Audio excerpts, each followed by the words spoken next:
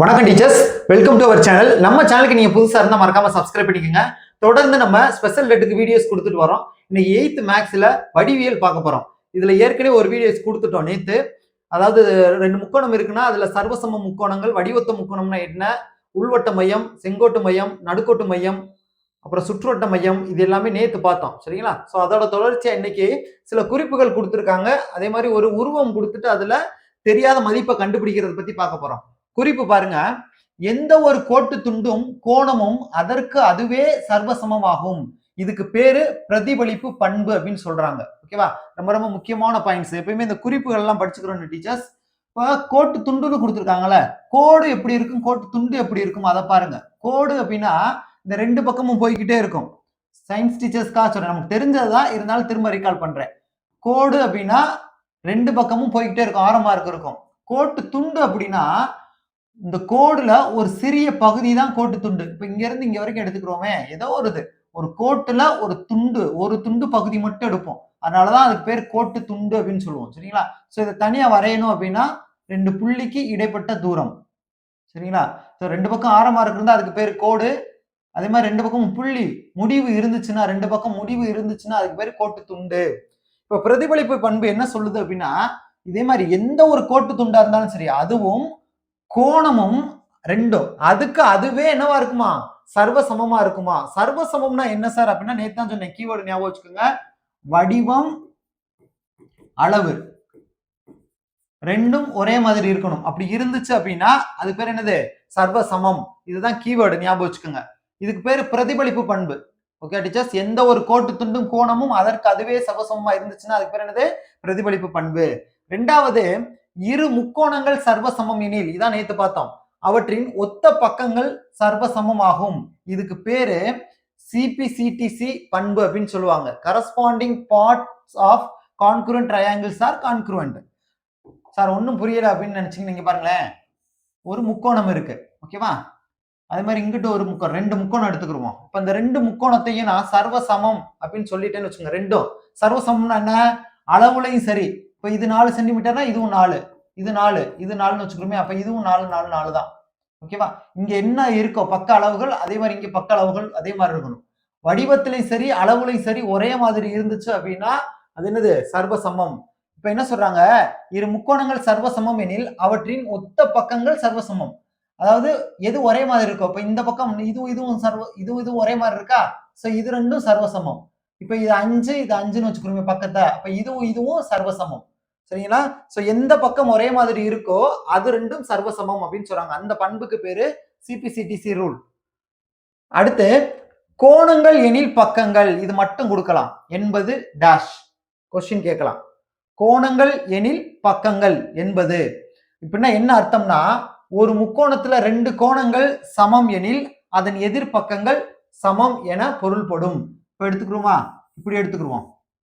ஒரு முக்கோணம் இருக்கு, இதுல இந்த ரெண்டு பக்கம் இது 4 சென்டிமீட்டர்னா இதுவும் 4 சென்டிமீட்டர்னு வச்சுக்கிருவோம். அப்ப இது 60 டிகிரினா இதுவும் 60 டிகிரி. இதுதான் சொல்லுவோம். இது வந்து இருசம பக்க முக்கோணம்னு சொல்லுவோம். ரெண்டு பக்கம் சமமா இருந்தா அதுக்கு பேர் என்னது, இருசம பக்க முக்கோணம். இருசம பக்க முக்கோணத்தை பொறுத்த வரைக்கும் ரெண்டு பக்கம் சமமா இருந்தா அதுக்கு இருக்கக்கூடிய அந்த கோணங்கள் என்னவா இருக்கும், சமமா இருக்கும். சரிங்க டீச்சர்ஸ், இதை வச்சுதான் சொல்லியிருக்காங்க. கோணங்கள் எனில் பக்கங்கள், ஃபர்ஸ்ட் எது வருதுன்னு பாருங்க, கோணங்கள் தான் ஃபர்ஸ்ட் வருது, அதை ஞாபகம் வச்சுக்கோங்க. அப்ப ஒரு முக்கோணத்தில் இரு கோணங்கள் சமம் எனில், கோணங்கள் தானே சொல்றாங்க, இதை ஷார்ட்டா கொடுத்துருக்காங்க. கோணங்கள் அப்படின்னா ரெண்டு கோணங்கள், முக்கோணத்துல ரெண்டு கோணம் சமமா இருந்துச்சுன்னா அதோட எதிர் பக்கங்கள் சமமா இருக்குமா. சரிங்களா? அப்ப எதிர் பக்கங்கள் எது பாருங்க, இந்த ரெண்டு கோணம் சமமா இருந்தா இந்த ரெண்டு எதிர் பக்கங்கள் என்னது, சமம். அடுத்து அப்படியே அடுத்து மாத்தி சொல்றாங்க, பக்கங்கள் எனில் கோணங்கள், எது ஃபர்ஸ்ட் வருது, பக்கங்கள் வருது. அப்ப ரெண்டு பக்கங்கள் சமமா இருந்தா கோணங்கள் சமம்.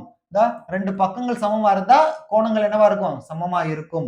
சோ இதுதான், ஜஸ்ட் இந்த டயக்ராம் மட்டும் ஞாபகம் வச்சுக்கோங்க, ஈஸியா முடிஞ்சிடும். அப்ப எதுல இருந்து எது, ஏன்னா மாத்தி கொடுக்கலாம். இதை கொடுத்துட்டு இந்த ரெண்டையும் அழகா கன்ஃபியூஸ் பண்ற மாதிரி கேட்கலாம்.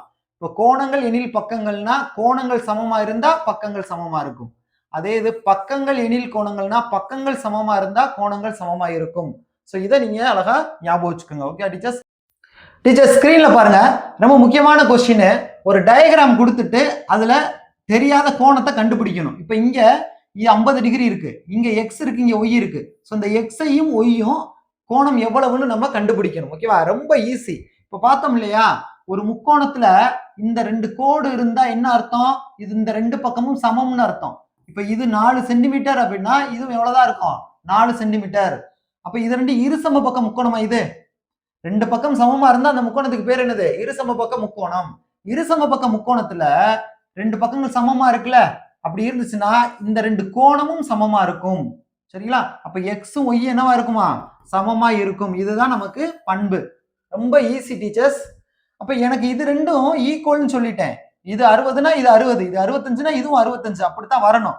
சரி, அப்ப இது எவ்வளவு இருக்கு அப்படின்னு எப்படி கண்டுபிடிக்கலாம்னா, ஒரு முக்கோணத்துக்கு எத்தனை கோணம்? 3 கோணம். 1 2 3, மொத்தம் 3 கோணம் இருக்கு.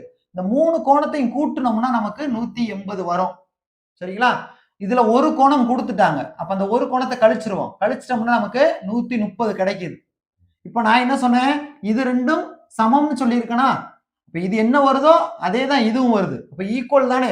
அப்ப இது ஈக்குவலா உடைங்க. 130 ஈக்குவலா உடைச்சிட்டோம்னா என்ன வரும்? 65ன்னு வரும். ஓகேவா? 130 ஈக்குவலா 2ஆ உடைச்சிடணும். அப்ப இது எக்ஸ், இது என்னது? ஒய். ஏன்னா 2 சமம் தானே? அப்ப இது எவ்வளவு? 65 டிகிரி வருது. ஓகே டீச்சர்ஸ், ரொம்ப ஈஸியா சொல்லிடலாம். இல்ல சார் எனக்கு புக்ல இருக்கிற மாதிரி சொல்லுங்க அப்படின்னா எழுதுறேன் பாருங்க. இப்ப இந்த 3 கோணங்களையும் கூட்டணும்னா நமக்கு எவ்வளவு சொன்னேன்? ஒரு முக்கோணத்துல 3 கோணத்தை கூட்டணும்னா 180. இப்ப எக்ஸும் ஒய்யும் சமம், அப்படித்தானே? அப்ப ஒய்க்கு பதிலா எக்ஸோ இல்ல எக்ஸுக்கு பதிலா ஒய்யோ போட்டுக்கோங்க. இப்ப இந்த 50 இங்கிட்டு கொண்டு வந்துருங்க. எக்ஸ் பிளஸ் எக்ஸ் 2x வந்துரும். 50 இங்கிட்டு கொண்டு வரப்ப மைனஸ்ல வந்துரும். இப்ப 2x ஈக்குவல் டு 180ல 50 கழிச்சிட்டோம்னா 130. இது பெருக்கல்ல இருக்கு, இங்கிட்டு கொண்டு வாங்க, வகுத்தல வந்துரும். வகுத்தரலாமா? 130 2ஆல வகுத்துட்டோம்னா 65. அப்ப எக்ஸ் வந்து எவ்வளவு கிடைச்சு? 65ன்னு கிடைச்சிருச்சு எக்ஸ். நம்ம ஏற்கனவே 2 சமம்னு சொல்லிட்டோமா? அப்ப இது 65னா இதுவும் எவ்வளவுதான்? 65. இதுல என்னென்ன நம்ம கண்டுபிடிக்கணும் அப்படின்னா, இது வந்து ஏ, இது பி, இது வந்து சி. அப்ப ஏபிசி அப்படிங்கிறது ஒரு முக்கோணம். இதுல எக்ஸ் ஒரு கோணம், ஒய் ஒரு கோணம், இஜெட் வந்து ஒரு கோணம். அப்ப நம்ம எக்ஸ் ஒய் இஜெட் இது 3 தான் கண்டுபிடிக்கணும். ரொம்ப ஈஸியா சொல்றேன் பாருங்க. ஒரு கோட்டுல அடுத்தடுத்த கோணங்களின் கூடுதல் 180. அப்ப இது 140னா இது எவ்வளவு வரணும்? 40 வரணும். அப்பதான் இது ரெண்டையும் கூட்டினா 180 வரும். ஸோ இஜெட் ஈக்குவல் டு 40ன்னு கிடைச்சிருச்சு. அடுத்து நாங்க ஓரமா எழுதிக்கிறோம். Z equal to 40 degree. இப்ப இது கண்டுபிடிச்சாச்சு. இது 40 டிகிரி, இதுவும் 40 டிகிரி. இப்ப இந்த எக்ஸ் ஒய் இருக்கு, இது ரெண்டையும் நம்ம கண்டுபிடிச்சிட்டோம்னா வேலை முடிஞ்சு போச்சு. இதை மட்டும் கவனிங்க. இருக்கா? இது ஒரு முக்கோணம். நான் உங்களுக்கு தனியா கூட வரையறேன். இது 70 டிகிரி, இது 40 டிகிரி. இதை எக்ஸ்டெண்ட் பண்ணியிருக்கோம். சரியா? இது வந்து இந்த எக்ஸ்டென்ஸ் இருக்கு. இதுக்கு பேரு வெளிக்கோணம். சரிங்களா? ஒரு முக்கோணத்துல வெளிக்கோணமானது அந்த உள்ள இருக்கு இல்லையா, அந்த ரெண்டையும் கூட்டி வரக்கூடிய ஆன்சருக்கு சமம். ஏற்கனவே படிச்சிருக்கோம். ஒரு முக்கோணத்தின் வெளிக்கோணமானது அதன் உள் எதிர்கோணங்களின் கூடுதலுக்கு சமம் அப்படின்னு நமக்கு ஒரு விதி இருக்கு. In triangle exterior angle is equal to the sum of the interior opposite angles. ரொம்ப முக்கியமான ஒரு கான்செப்ட். இந்த ரூலும் சரி, அதே மாதிரி sum of the adjacent angles 180. அடுத்தடுத்த கோணங்களின் கூடுதல் வந்து 180. இந்த 2 ரூலும் ரொம்ப ரொம்ப முக்கியமானது. அப்ப இத பாருங்க, இது ரெண்டையும் 70ஐயும் 40ஐயும் கூட்டணும்னா எதுக்கு சமமா? இந்த வெளிக்கோணத்துக்கு சமம். இப்ப வெளிக்கோணம்ங்கிறது என்னது? இதானே? அப்ப எக்ஸ் பிளஸ் 40ன்னு வருதா? எக்ஸ் பிளஸ் 40 ஈக்குவல் டு இது வந்து 70 பிளஸ் 40ன்னு இருக்கு. 40 கேன்சல் பண்ணிடுவோமா? ஏன்னா இந்த பிளஸ் கிட்ட வரப்போ மைனஸ்ல தான் வரப்போகுது. அப்ப எக்ஸ் ஈக்குவல் டு என்ன கிடைக்குது? 70ன்னு கிடைக்குது. இஜெட் வந்து 40ன்னு கிடைச்சிச்சு, எக்ஸ் வந்து 70ன்னு கிடைச்சிருக்கு. திரும்ப ஒரு தடவை சொல்லிடுவா. ஒரு கோடு இருக்கு, இந்த கோட்ல இது வந்து அடுத்தடுத்த கோணங்களின் கூடுதல் 180. அப்ப 140ஓட 40 கூட்டினா 180. அப்ப இஜெட் வந்து 40. முடிஞ்சு போச்சு. அடுத்து இது வந்து வெளிக்கோணம். அப்ப எக்ஸையும் இஜெட்டையும் கூட்டுறோம்னா வெளிக்கோணம் ஈக்குவல் டு இந்த முக்கோணம் இருக்கு இல்லையா, இந்த முக்கோணத்துல இதுக்கு உள்ள எதிரா இருக்கக்கூடிய இந்த கோணங்களின் கூடுதலுக்கு சமம். அப்ப இஜெட் பிளஸ் 70ன்னு வரும். ஓகேவா? அப்ப இந்த இஜெட்டையும் கேன்சல் பண்ணிடலாம். அப்ப எக்ஸ் ஈக்குவல் டு 70. இப்படியும் செய்யலாம் டீச்சர்ஸ். நான் முன்னாடி இஜெட் போல 40ன்னு போட்டு கேன்சல் பண்ணேன். நீங்க இப்படி கூட செஞ்சுக்கலாம். ஓகேவா? ரொம்ப ஈஸியா முடிஞ்சிடும். அடுத்து என்ன கண்டுபிடிக்கணும்? ஒய் வேணுமா? இப்ப நம்ம ஒரு முக்கோணம் இருக்கு இதானே, இது வந்து ஒரு முக்கோணம். அதை திரும்ப பாருங்க. இப்ப இது 40, எக்ஸ் அளவு 70. இப்ப நான் இந்த முக்கோணத்தை எடுத்துக்கிறேன். இதுல 3 கோணங்களின் கூடுதல், முக்கோணத்துல 3 கோணங்களின் கூடுதல் அளவு 180. சரியா? அப்ப இது 70, இது 40, மூணையும் கூட்டுனா 180 வரணும். 70 40 110. எனக்கு என்ன வரணும்? 180 வரணும். சோ இதோட ஒரு 70 கூட்டினா தான் 180 வரும். சரியா? அப்போ y எவ்வளவு? 70. ஓகே டீச்சர்ஸ், அப்போ ஒய்க்கு என்ன கிடைச்சிருச்சு ஆன்சர்? 70 டிகிரி கிடைச்சிருச்சு. ரொம்ப ஈஸியா இருக்கும். ஸோ இந்த விதிகள் தெரிஞ்சிச்சுன்னா நம்ம இதை எப்படி வேணாலும் செஞ்சிடலாம். டீச்சர்ஸ் நல்லா கவனிச்சுக்கோங்க. எப்பயுமே இந்த விதிகள் பயன்படுத்தி ஒரு கேள்வி வரும். சரிங்களா? இப்போ ஒரு கோடு இருக்கு, இதுல இப்படி இருக்குன்னு வச்சுக்கிடுவோம். இப்போ இதுவும் இதுவும் அடுத்தடுத்த கோணங்கள். இப்போ அடுத்தடுத்த கோணங்களின் கூடுதல் அளவு 180ன்னு சொல்லியிருக்கேன். ஒரு நேர்கோட்டில் அமையும் கோணம் 180. ஒரு முக்கோணம் இருக்கு, இது வெளிக்கோணம். முக்கோணத்தின் வெளிக்கோணமானது உள் எதிர் கோணங்களின் கூடுதலுக்கு சமம். இது எக்ஸ், இது ஒய், இது இஜெட் அப்படின்னா Z equal to X plus Y. இதை நல்லா ஞாபகம் வச்சுக்கோங்க. அதே மாதிரி இன்னொன்னு இருக்கு, ஒரு புள்ளியில் அமையும் கோணம் 360 டிகிரி. சரிங்களா? ஒரு புள்ளியில் அமையும் கோணம் எவ்வளவு? 360 டிகிரி. இதான் ஒரு புள்ளின்னு வச்சுக்கிடுவான். இதே மாதிரி ஃபுல்லா வந்தா ஒரு ரொட்டேஷன் கிடைக்கும். சரியா?